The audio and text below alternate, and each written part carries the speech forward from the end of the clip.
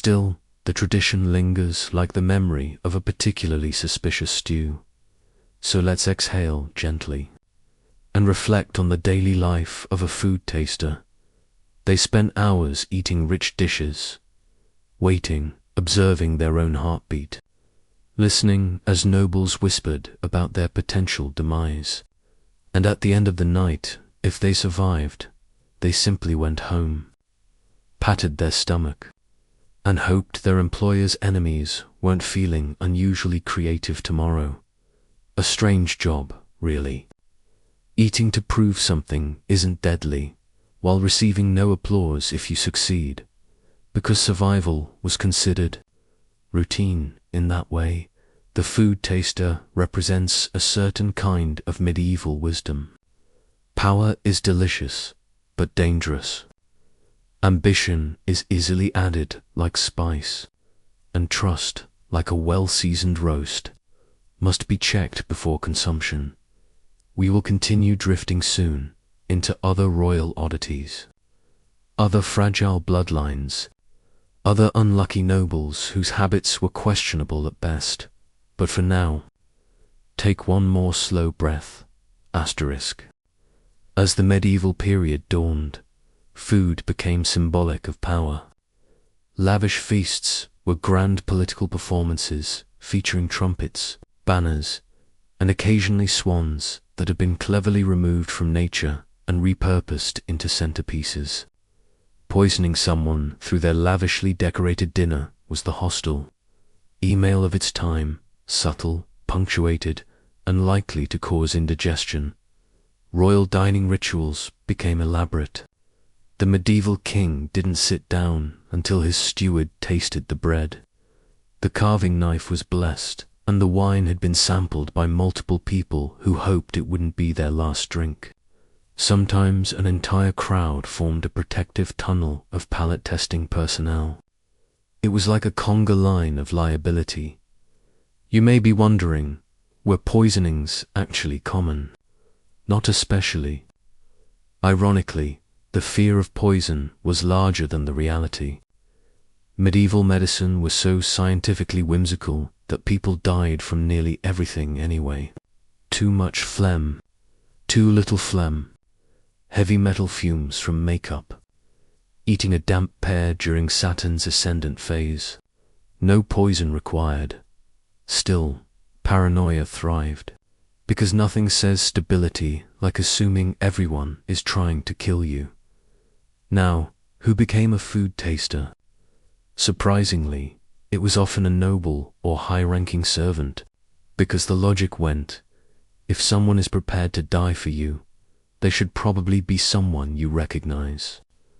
Plus, if the food taster was too loyal to bribe, you avoided the rather awkward situation of hiring someone who would get paid extra to not do their job. Some rulers, like England's King John, required tasters for every course. He had a fear of poison so potent that dinner resembled a slow-motion performance art piece of cautious forklifts and suspicious sniffing. Others took a more relaxed approach. Henry VIII, for example, had food tasters but spent far more time worrying about wives than soup. Speaking of Henry VIII, we drift briefly because he did have a taster known by name, William Will Summers. His jester occasionally performed informal tasting duties. If that sounds like a workplace safety violation, it probably was. On the bright side, Summers didn't die at dinner. He died old, relatively peacefully, and perhaps mildly exhausted from juggling in the background, while royals argued about beheadings, and then we glide ever so softly into the Renaissance. By this time, poisons themselves had become an art form. Apothecaries cultivated toxins the way Instagram influencers cultivate houseplants. Tiny, delicate, fashionable, and occasionally fatal. The Italian courts were especially well known for their chemical creativity. Nobles were rumored to carry poison in rings, jewelry, and decorative brooches. because accessorizing your murder tool was considered stylish. Catherine de' Medici, that elegant figure looming over France, was rumored to own a poisoned book and a collection of toxic gloves. Historians debate this, but legend persists because she simply looked like someone who would know her way around arsenic. Her dynasty's cooks took tasting extremely seriously. Each dish was tested, observed, and then monitored. Because if you're going to poison someone, desserts are the cheerful place to hide it. No one suspects a custard. Let's drift over now not abruptly to one of history's most notorious poison-wielding families, the Boers. Today, people whisper about them the way modern viewers whisper about soap opera villains. Did they poison dinner guests? Did they own a special ring? Did they name their toxins? Probably not, or at least not as frequently as rumor suggests. But the fact that they might have was enough to make every guest eye their stew suspiciously. So, how exactly did a tasting occur? Picture a feast hall. It's evening. The long tables are set, flickering with candles. The king sits at the highest place. Courtiers chatter quietly in hopes of catching valuable gossip. And near the king stands the taster. A servant brings a dish. The taster takes a bite. Everyone watches. Now, poison wasn't instant in most cases, so they waited. Sometimes 15 minutes, sometimes longer. The meal progressed slowly, each course dragged out in tiny increments of edible suspense. Imagine waiting half an hour every time you want a new bite of chicken. Kings had patience mostly because they had no choice. This pace gave nobles plenty of time to whisper behind fans, glare at rivals, and politely pretend that their clothing wasn't itching horribly. And what about the actual poisons? Arsenic was the favorite. Tasteless, colorless, beautifully obedient to ambitious plans. You could disguise it in wine or bread.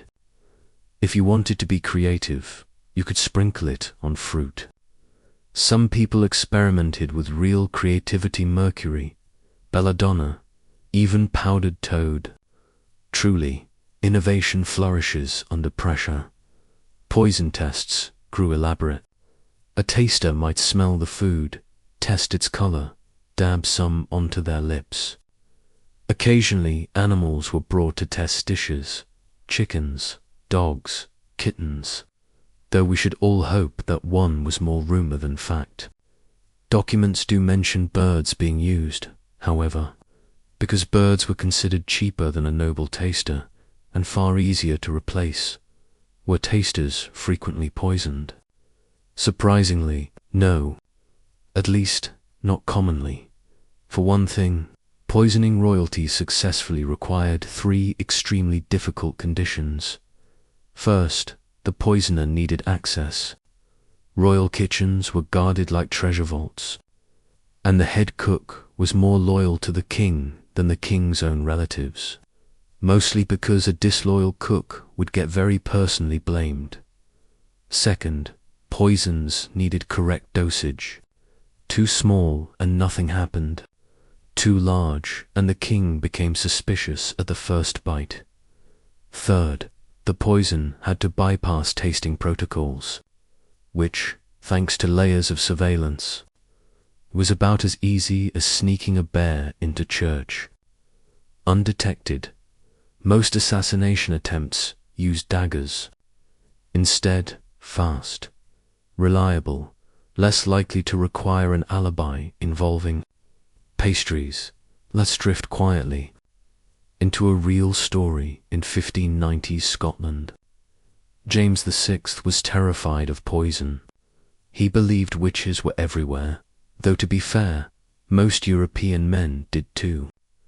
They accused women of summoning storms, cursing crops, and occasionally just existing inconveniently.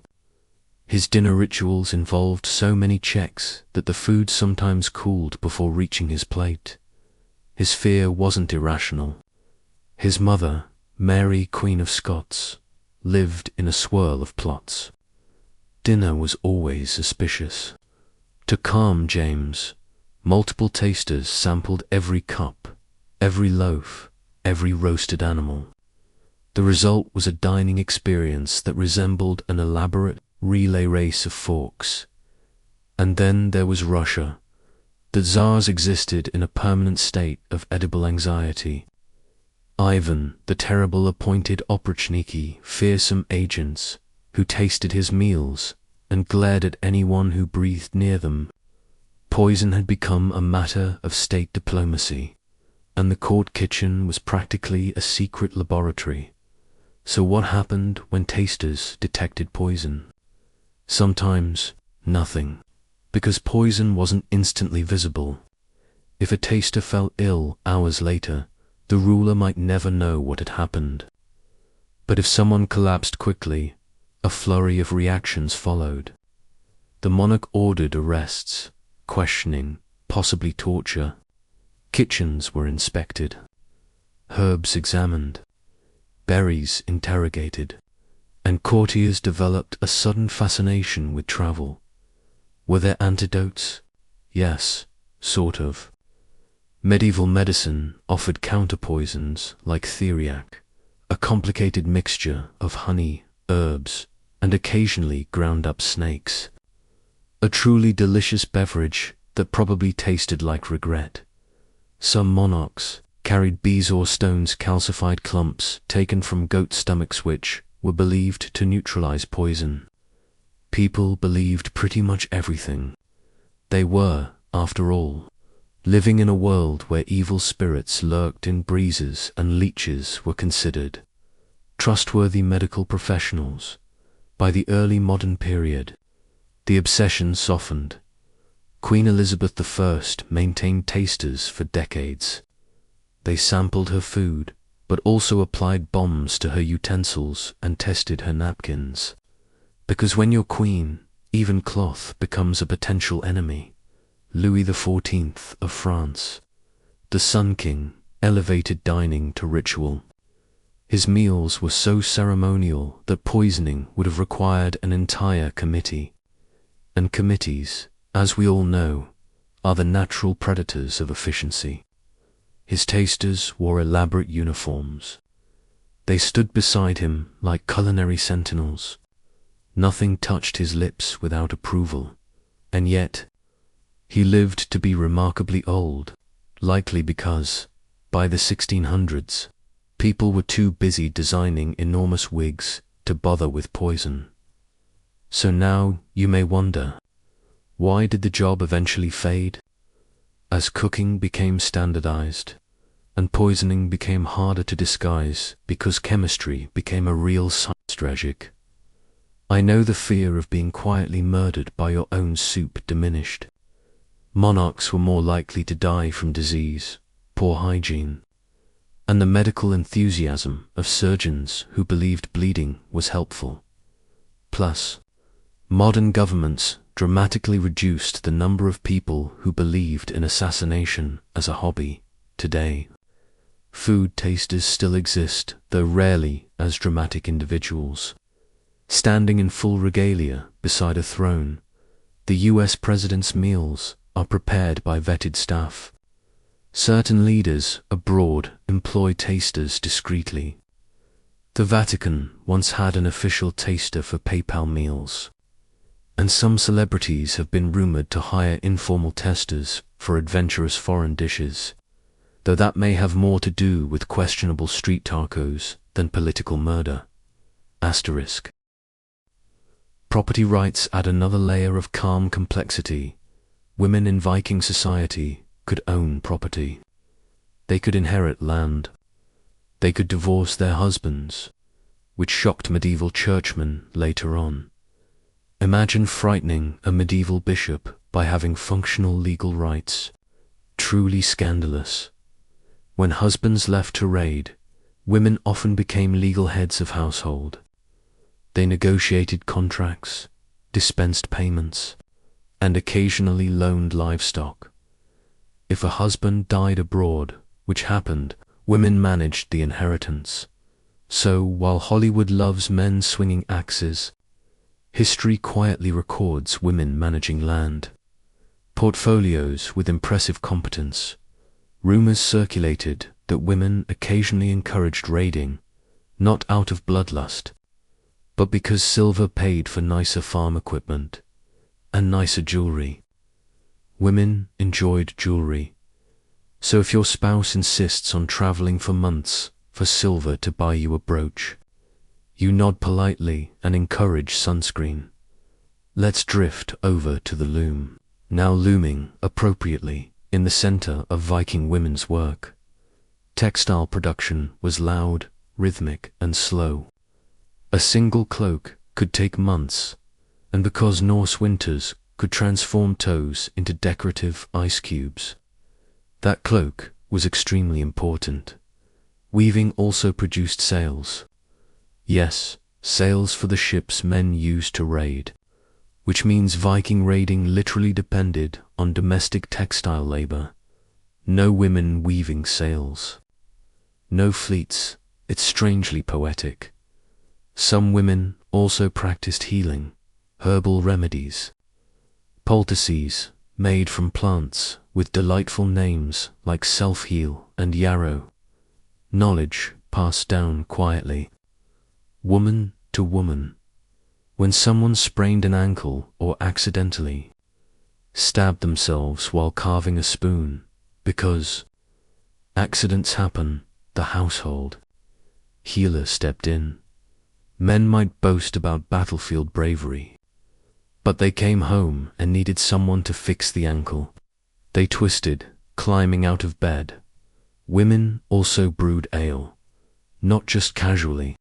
Ale was safer to drink than water for much of the year. Brewing was chemistry, fermentation, and fire. Successful brewing required precision. Failed brewing required apologies.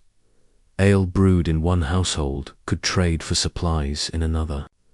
Economy flowed through fermentation. Some brewing women became notably influential. People were polite to them. Ale is persuasion in liquid form.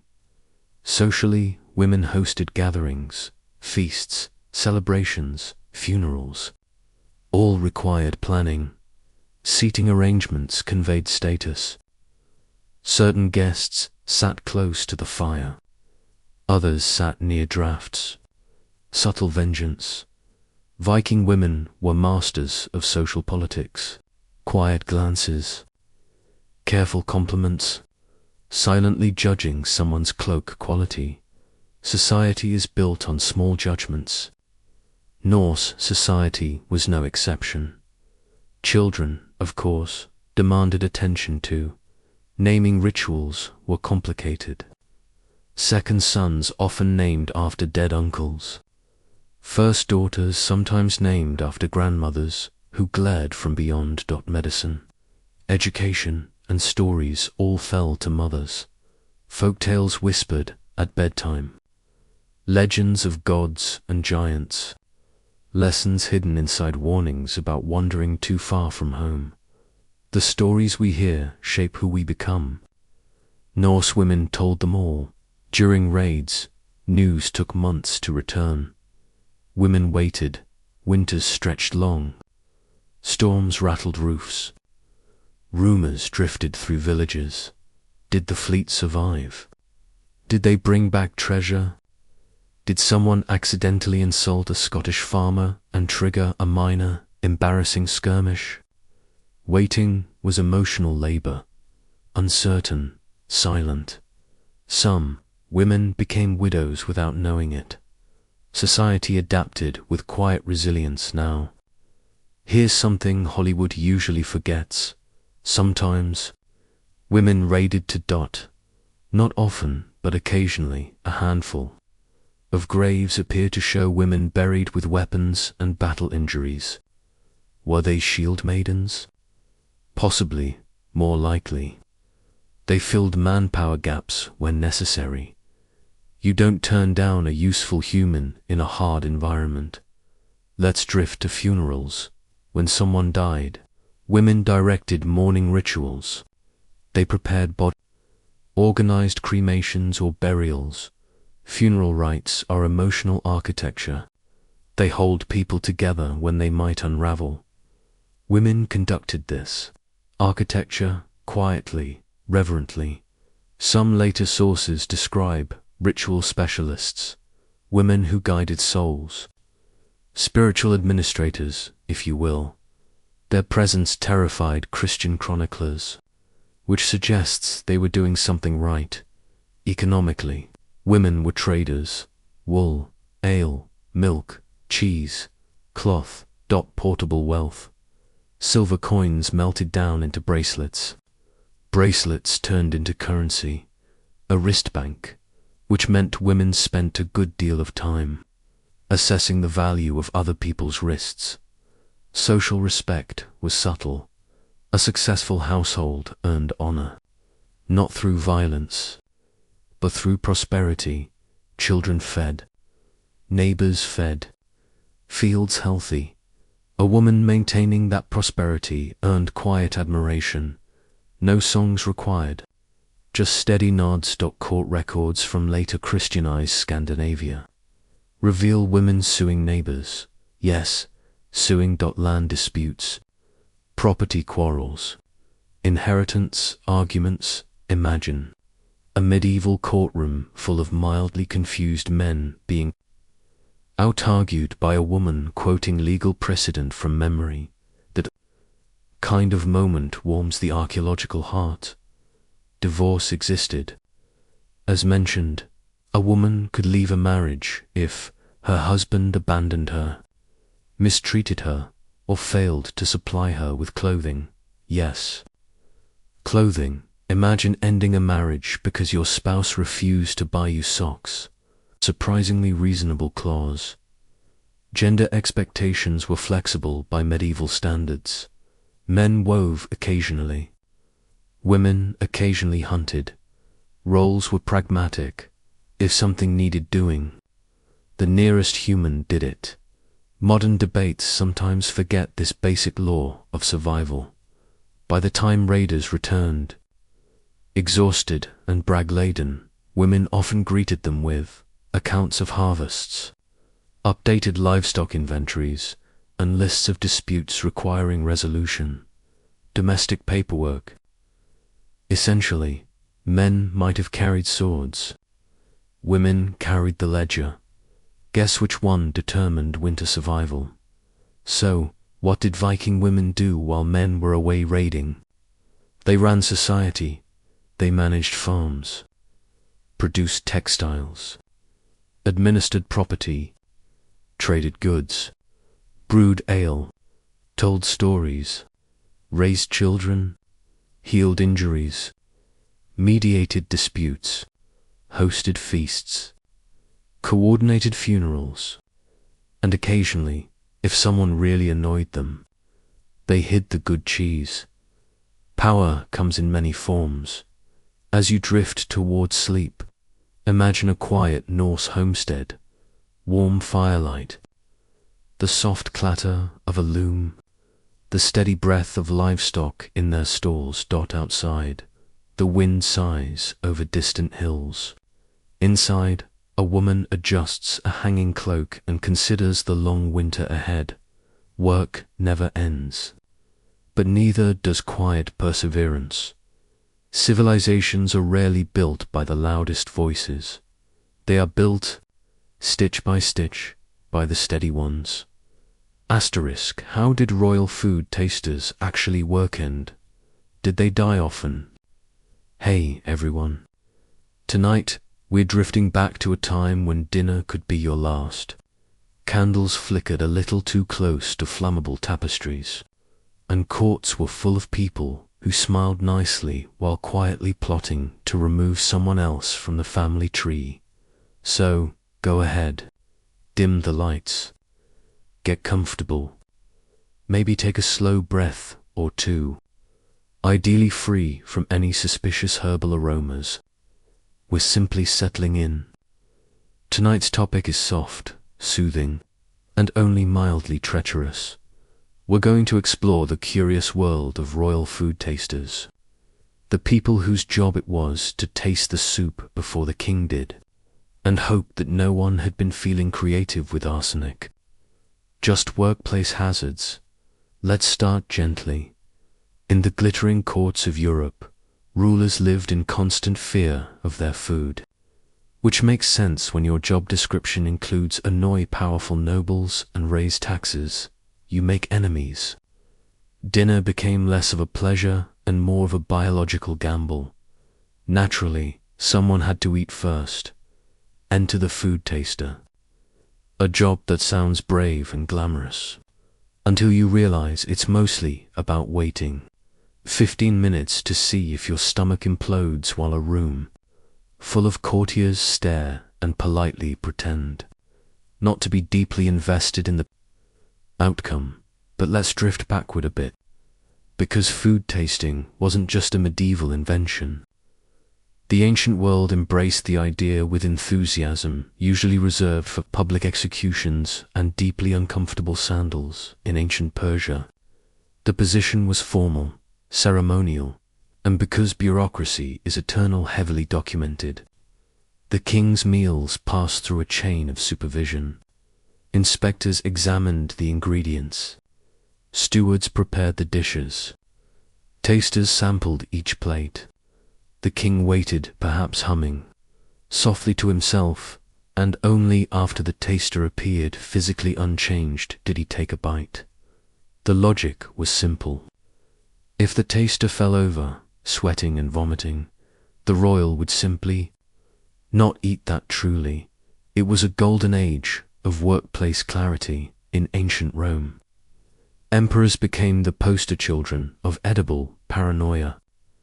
Take Nero, for example. He enjoyed food so much that he appointed a professional praegastator, whose entire identity revolved around swallowing slightly suspicious grapes. Claudius also had a taster, which is ironic, considering he was allegedly assassinated by poison anyway. Rumor says Agrippina slipped something into his mushrooms. You know, like you do when your husband's continued existence becomes inconvenient. It's unclear whether the taster was on vacation or simply waved the plate through with a shrug. If nothing else, this teaches us a valuable lesson. Never accept mushrooms from an ambitious relative, but let's float onward. Asterisk. Let's walk softly over to ancient China. Here, street cleaners wore distinctive clothing to show their trade, not as an honor. Mostly so people knew to give them space. Night soil collectors, those who emptied latrines, were essential. They carried buckets balanced on poles, often up steep hills, to fertilize fields outside cities. Their work was valuable. Farmers desperately needed nutrients. So yes, your vegetables might owe their existence to someone who spent their nights scooping things you'd rather not imagine. History is full of unglamorous collaboration. And then, of course, there's ancient Jerusalem. Jewish law emphasized cleanliness strongly. Separate systems for waste. Rules for disposal. People dumped trash into valleys outside the city walls, where fires often burned, and workers tended those fires, quietly ensuring the piles did not threaten to spill back into the city. Imagine night after night, tending flames under the stars, surrounded by nothing but crackling embers and an interesting breeze. It sounds poetic from a distance. Now, you may wonder how these workers were treated. Generally, people tolerated them, appreciated them, and avoided them socially. Their smell followed them home like a loyal, unwanted dog. And because ancient cities were dense and fragrant, sanitation workers rarely married into higher social groups. Though frankly, many higher social groups smelled equally questionable. But stigma endured. Let's drift to ancient India. The Indus Valley had shockingly advanced sanitation. Private bathrooms, covered drains, and designated workers to maintain them. None of their names survive, but their engineering brilliance does. We owe them respect for preventing cholera. By accident, their drains even had traps to keep out smells. Invented thousands of years before modern plumbing rediscovered them. Meanwhile, Europe spent the Middle Ages enthusiastically throwing chamber pots into streets. Progress is uneven. Speaking of chamber pots, let's drift gently into medieval towns for just a moment. Because although our theme is ancient cities, the comparison is soothingly embarrassing. In medieval London, residents tossed waste out of upper windows. You can picture the scene: a passerby strolling, whistling softly, followed by a sudden splash that, dear listener, is why wide-brimmed hats were popular. Workers known as rakers cleared piles of filth from alleys once weekly. Imagine eagerly waiting for trash day, while rats held community meetings in your courtyard. Back to antiquity. Public slaves, known as servi publici, performed most sanitation labor in Rome. They weren't privately owned. They belonged to the city. So their boss was essentially everyone. Which is the worst kind of boss. People complained to them constantly. Clean this. No, not that. That. Imagine being told what to do by 100 strangers every hour, and you can't even quit. One of the least glamorous jobs belonged to sewer divers. They entered the Cloaca Maxima to collect lost valuables. Yes, people dropped jewelry, coins, and sentimental charms down drains. Workers dove into sludge to retrieve them. Someone's wedding ring might end up in the hands of a man who smelled like disappointment. Recovering it required negotiation. Gold, and possibly a bath, probably several. Sanitation workers were often paid in kind grain. Clothing, or occasionally salt. Money was less common. Salt was valuable. We forget today how precious seasoning was. But if you spend 12 hours scraping ancient trash from gutters, you will absolutely appreciate a pinch of salt on your evening stew. Luxury comes in many forms. Let's take a slow detour to ancient marketplaces. Markets were daily festivals of smells. Fish, cheese, wine, meat, sitting hopefully in warm air. Vendors cleaned their stalls at the end of each day by sweeping leftovers into streets. Sanitation crews followed behind. This was urban teamwork. If teamwork required pointed sticks and heavy boots, garbage rotted quickly in Mediterranean heat. So sweepers moved fast. Speed was survival. Animals helped too. Dogs scavenged bones. Pigs wandered streets, eating scraps.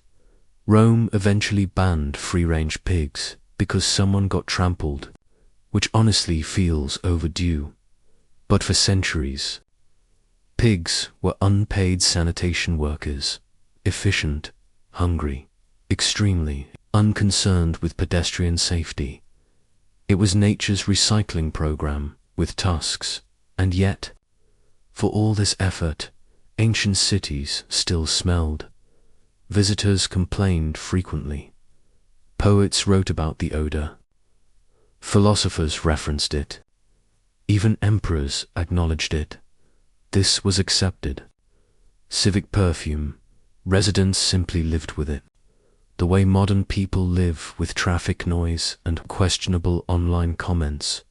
Human tolerance is astonishing. Sanitation workers learned tricks.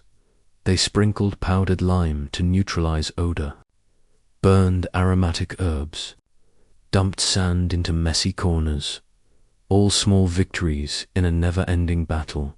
but nothing truly conquered the smell. It was the background soundtrack of ancient life. Let's drift one last time through the city at night.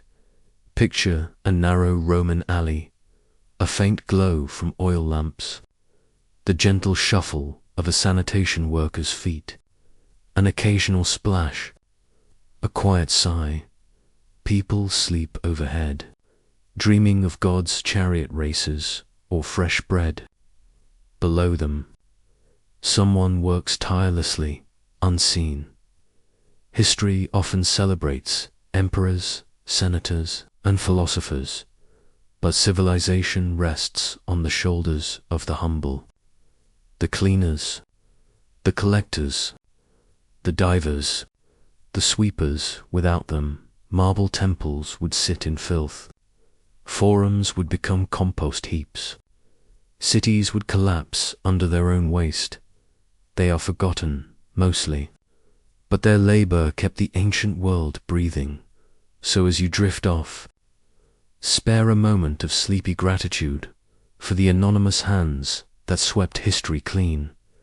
Asterisk, what did Viking women do while the men were away raiding? Hey, everyone, go ahead and settle in.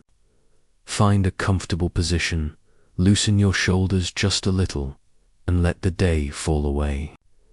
Tonight, we're drifting back to the Viking Age.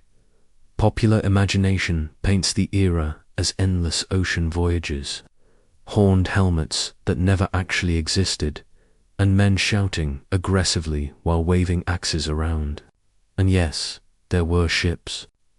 There were raids. There was shouting, quite a lot of shouting, but someone had to stay home, and while the men sailed off to greet new coastlines and bewildered, confused monks, Viking women were left behind to handle almost everything, quietly, efficiently, as though civilization depended on them, which, inconveniently for the bragging menfolk, it did. So let's wander gently into a Norse homestead. The air is cool. Smoke curls lazily from the central hearth. Winter stores sit neatly stacked because someone had to think about winter, and that someone usually wasn't the man currently shouting for Odin. On a distant beach, when Viking ships left, the women who remained took charge of the farm. We often underestimate that part, because farms today tend to involve machines and mild profanity. A Viking farm, however, involved animals, hand tools, and a level of physical labor capable of making modern gym-goers quietly reconsider their priorities. Cows needed milking. Goats needed milking. Sheep also needed things. And all of it happened daily, with no vacation days. Fields required tending. Barley, rye, oats. The building blocks of survival in a region that enjoyed giving people frostbite as a hobby. Harvesting, planting, threshing, storing, these fell into the domain of the household's women, because nature waits for no one, especially when that someone is off raiding monasteries. This wasn't simply women's work. This was the management of life itself. The matriarch of the house held the keys, literally. She wore them on her belt as a symbol of authority. Keys to storage chests. Keys to pantries. Keys to the very survival of the family. Imagine handing your teenager the keys to every important thing you own and then sailing away for months. You develop trust, or the most awkward homecoming imaginable. Now, if you're picturing Viking farms as peaceful and quiet, you're technically correct if we mean peaceful in the sense that nothing exploded. Life was constant work. Churning butter, carding wool, weaving cloth by hand. Cloth was precious, one of the most valuable goods in Norse society. A woman could produce enough woven fabric in a year to buy a small farm, or to dress her entire family in a stylish shade of beige. Because dye was expensive, and fashion patience was a virtue. Textile production wasn't just domestic, it was economic. Raiding brought silver. Weaving could bring wealth. But farms, like families, occasionally contained people who complained. Young boys tasked with herding sheep, young girls helping milk cows, toddlers wandering around picking up sharp objects because childproofing did not exist. Women supervised it all, with the graceful patience of someone who knows their spouse is currently on a boat eating questionable dried fish. While the men were away, women also settled disputes quietly. Land boundaries, livestock issues. Did the neighbor's goat look suspiciously like the goat you used to own last spring? All of this required negotiation and diplomacy, and occasionally a stern stare strong enough to silence a village. Later, medieval Christian writers often depicted Norse women as terrifying. This may say more about the writers than the women.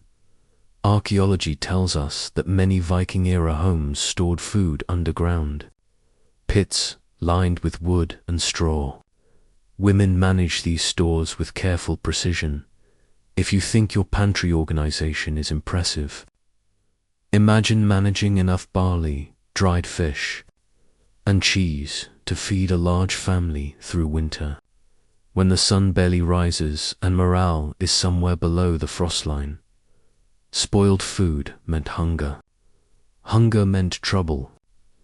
Trouble meant, well, no one wanted trouble, so women were administrators of calories, gatekeepers of grain, chief executives of cheese.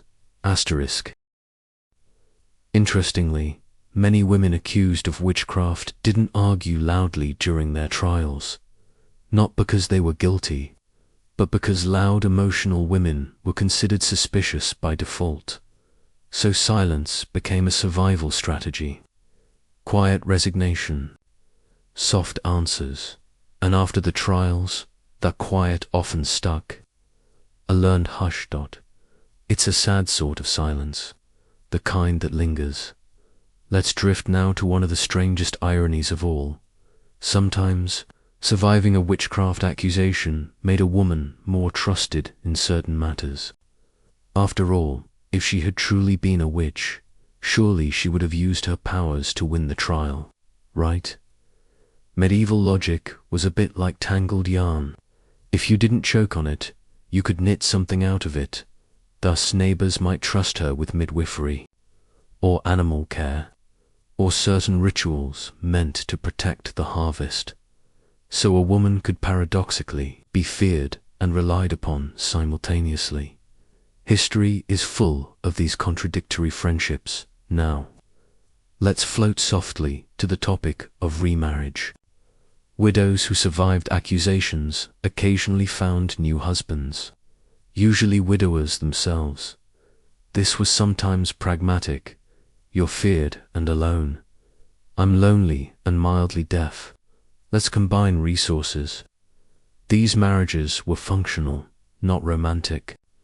A quiet companionship, someone to share bread with, someone to complain to about the aches of aging. It wasn't glamorous, but it was survival. Class mattered too. Wealthy women accused of witchcraft trare, as that was often received gentler consequences. Social connections were excellent shields. A noblewoman might be sent to a convent, which sounds harsh until you consider that convents had decent cheese, quiet gardens, and significantly fewer angry villagers. Some found peace there, books, prayer, cathedral echoes. Others found boredom so intense it might qualify as spiritual enlightenment. Still, it was preferable to another trial. Lastly, there were those who never fully let go of the experience. Surviving public suspicion can change a person. Some became sharper and watchful. Some grew cynical. Others forgave everyone, which frankly seems too generous. But perhaps forgiveness was easier when you had no energy to hold grudges. A few, very few, became quietly powerful. They learned that knowledge was currency. They listened to gossip, stored secrets, and eventually wielded soft influence over their communities.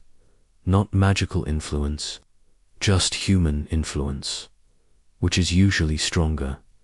So what happened to medieval women accused of witchcraft after the trials?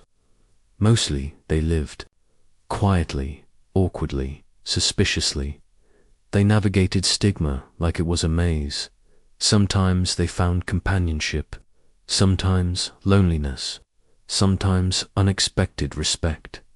History rarely records their names, because they didn't leave dramatic letters.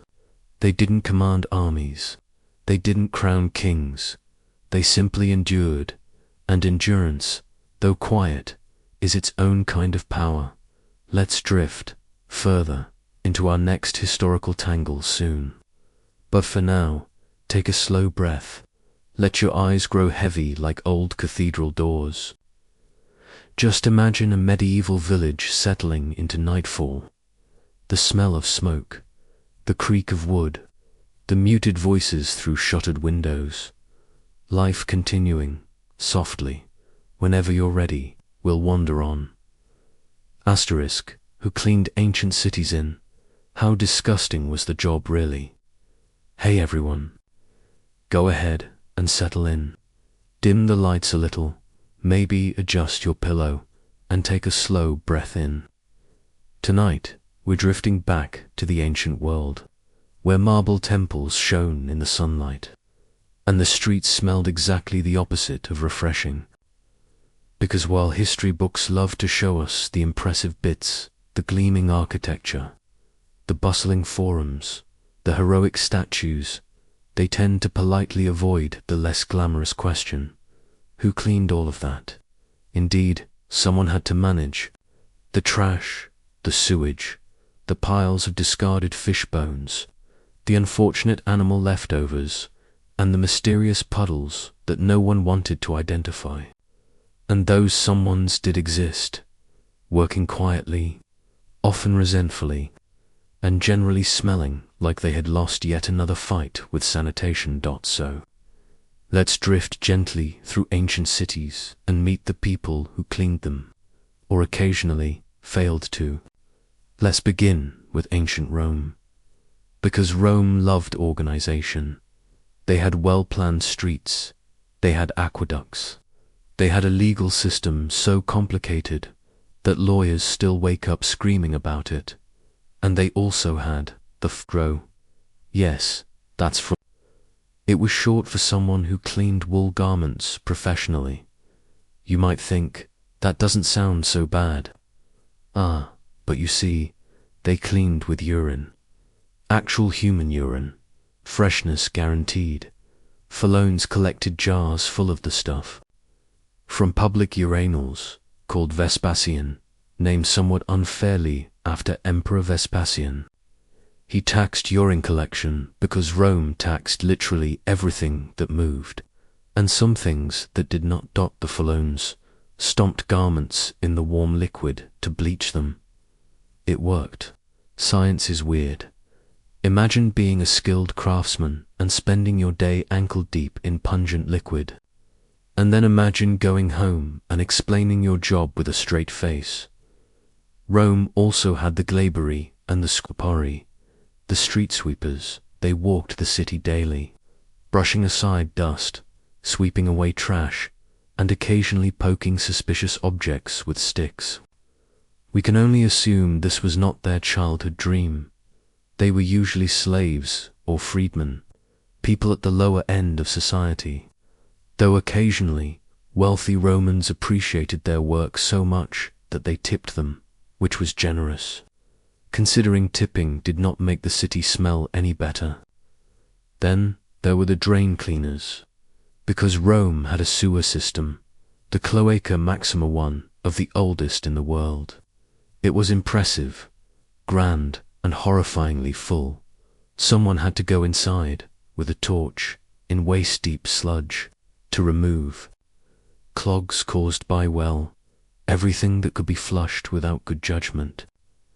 We don't have many names recorded, because, surprise, ancient historians didn't bother writing down the intimate biographies of sewer workers, but they existed, quietly preventing civilization from drowning in its own mess. Rome, for all its dignity, relied heavily on men holding sticks in dark tunnels. Now, Greece. Athens was proud, philosophical, noble, and they pretended cleanliness just sort of happened. Street cleaners and night soil collectors existed, but no one wrote poems about them. Strangely, no playwright ever stood up and said, "And now we honor the brave man who gathers fertilizer from public latrines." They were anonymous workers, often slaves or foreigners. Their job was to scoop waste from pits and carry it outside the city walls. Imagine the walk, at night, carrying jars, the moon shining brightly. The smell, less so. Let's drift a little further east to ancient Mesopotamia. Ah yes, the birthplace of writing. So they could complain about things in clay. Sumerian cities were dense, crowded, bustling, and sanitation. Systems struggled. Cities employed laborers to sweep streets and push waste into canals, which technically solved the problem by moving it elsewhere, usually downstream, to someone else's drinking water. A generous gift, but workers did get paid mostly in grain and beer, which honestly feels fair. If you spend your day clearing smelly ditches, you deserve a drink. In ancient Egypt, cleanliness was considered divine. They cleaned houses daily, they bathed regularly, they even shaved their entire bodies well. The wealthy did because hair was considered unhygienic. However, the streets of big cities still built up with trash. Workers were responsible for carrying waste out into the desert, dumping it into large pits. These open trash piles became mountains over time. Archaeologists find them today and say, "Marvelous, what a treasure." Imagine explaining that to the ancient sanitation worker. Yes, we are deeply fascinated by the objects you tossed out because they smelled funny. It's archaeological justice, asterisk. After the trials, the quiet lives of accused medieval witches. Hey everyone, go ahead and dim the lights. Settle in. Maybe shift your pillow just a little more to the left. Tonight, we're drifting back to a time when everything seemed just a bit darker, a bit colder, and significantly more suspicious than necessary. Yes, we're floating into the medieval era and early modern Europe, where perfectly ordinary women could be accused of witchcraft for crimes such as having a weird mole, speaking to a cat, or aging in public. And while many people know the dramatic part, the frantic trials, the shouty judges, the dramatic finger-pointing, far fewer talk about the quieter, stranger aftermath, the part where the smoke clears, where the villagers go home, where the accused women have to figure out what comes next. So let's tuck ourselves into this uneasy little corner of history and gently wander through the lives that came after accusations of witchcraft. Just nothing too loud. This is still a bedtime story. After all, you might imagine that if someone survived a witchcraft accusation in medieval Europe, they'd be celebrated as remarkably innocent. Maybe a parade, perhaps some warm bread and an apologetic hug from the local priest. But no, of course not. Humanity rarely chooses the reasonable option. Instead, surviving a witchcraft trial usually meant that a woman was now quietly feared, subtly avoided, and occasionally stared at the way we stare at a suspiciously vibrating microwave, just waiting for something to go wrong. And while executions did happen, especially later, During the early modern witch panics, the earlier medieval period often leaned more toward penance, humiliation, and extremely creative punishments. Because if there's one thing medieval authorities enjoyed, it was inventing consequences that sounded like they were brainstormed during a sleep-deprived college group project. Now, many accused witches were elderly women, often widows. This was convenient, since they had no husband to complain loudly on their behalf. Medieval necessity, apparently. These women might be forced to stand in the town square wearing a ridiculous hat, something like a pointy cap. Before pointy caps were fashionably in make public. Confessions that were more scripted than your average reality TV reunion episode. Then, they'd be sent back home. Not back to their former life. Just back to sit in their uncomfortable chairs and wonder how many neighbors would stop buying eggs from them, naturally. The villagers often treated this return with unhelpful enthusiasm. For example, if someone's cow died mysteriously, or if bread failed to rise, or if a toddler threw an unusually dramatic tantrum, you could count on at least one person whispering, "Well, you know who lives on the corner." And that whisper was almost always about the woman who had just barely survived a witchcraft accusation. Now, you may be wondering, did anyone actually support these women afterward? Surprisingly, yes. Sometimes, family members would occasionally defend their relative with a sort of exhausted loyalty. Husbands, especially, could be surprisingly vocal. It's not that they suddenly believed in modern principles of justice. It's just that the accusation reflected badly on their household, which was apparently worse than having a socially exiled spouse. A few priests would step in to, usually the younger ones who had not yet mastered the art of theatrical moral outrage. They would gently explain that the accused woman probably wasn't a witch. Probably, which admittedly was not the most reassuring endorsement. Let's drift to Germany for a moment. There, in the late medieval period, an accused witch might be required to participate in spiritual counseling. This meant regular church visits, awkward conversations, and prayers that were suspiciously similar to passive-aggressive notes left on a refrigerator. Please, stop doing magic. Thank you. And of course, prayer sessions were usually public, because nothing says spiritual healing like an audience of judgmental neighbors watching from the pews, adjusting their bonnets in disapproval. In England, a slightly different approach emerged. Many accused women were forced to host official watchers. These watchers camped in their houses, sometimes for days, sometimes weeks, looking for signs of magical activity, which meant, essentially, that these women had roommates, unsympathetic, underpaid, extremely bored roommates.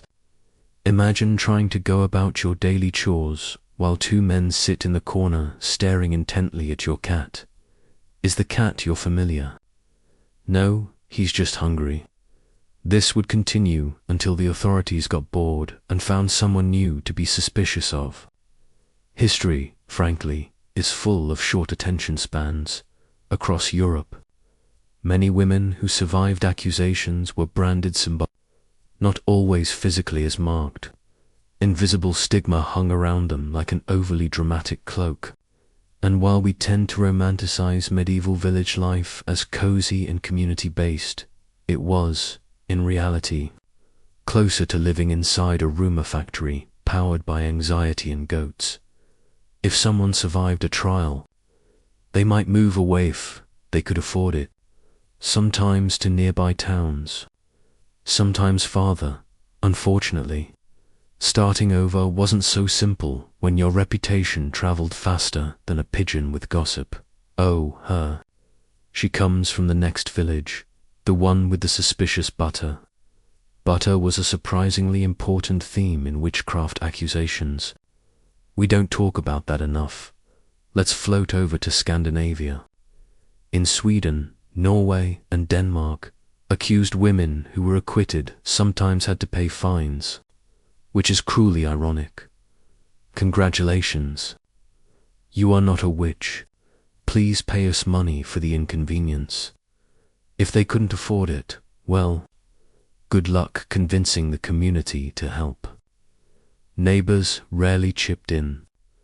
They were too busy eyeing suspicious clouds. But here's something quietly tragic. After surviving a trial, many women withdrew socially. Not dramatically, they just faded. They avoided gatherings, avoided interacting with children, avoided walking through town squares where eyes followed them like nervous ferrets. It's hard to blame them. Imagine being known as the person who may or may not have cursed butter last year. Some became reclusive. Some turned to small domestic crafts. Some took up herbal healing, ironically reinforcing the original suspicion. And yet, in many communities, these women eventually became essential. Who else knew how to make mosquito repellings? Who else could coax gardens to produce when the soil was stubborn? Villagers, it turns out, are conflicted creatures. They feared her, and then, quietly, late at night, they knocked on her door because their child had a fever, or their cow looked sad, and she helped. Often gently, often for free, because what else did she have? Now, not all cases ended quietly. In parts of France and Central Europe, surviving a trial could lead to legal restrictions. Some women were banned from owning livestock, which seems odd until you realize that medieval villagers suspected witches of enchanting cows into dry udity. As it was all very dairy-focused, others were forbidden from gathering herbs, because nothing says suspicious, like mint and rosemary. Imagine being stopped by a sheriff for holding time. Occasionally, families reacted in less than supportive ways. Brothers might refuse inheritance rights. Sons might move out. Daughters might distance themselves for fear of marriage trouble. After all, nothing ruined a medieval courtship faster than someone whispering. Her mother once looked at a storm cloud the wrong way, and so potential suitors would leave politely, claiming they had suddenly remembered urgent haystacking duties in some Italian towns. However, acquitted women experienced something surprising: quiet popularity. Italy loved a good spectacle, and surviving a witchcraft accusation gave a woman a kind of edgy fame, like being a controversial performer, except your stage was a courtroom and the critics wanted you hanged. Some women capitalized on this attention. They offered protective charms, sold herbal remedies, and sometimes gained enough wealth to buy nicer shoes than their accusers, which was deliciously awkward. Let's gently drift into the social psychology of all this. Why did communities treat acquitted women so strangely? Well, communities couldn't simply say, "Oops, sorry, we made a terrible mistake." That would require admitting error. And medieval authority systems were allergic to accountability. So instead, they treated acquitted women as if they were still dangerous, just slightly less dangerous than previously assumed. In other words, we're pretty sure you're not a witch, but just in case, we'll keep an eye on your butter.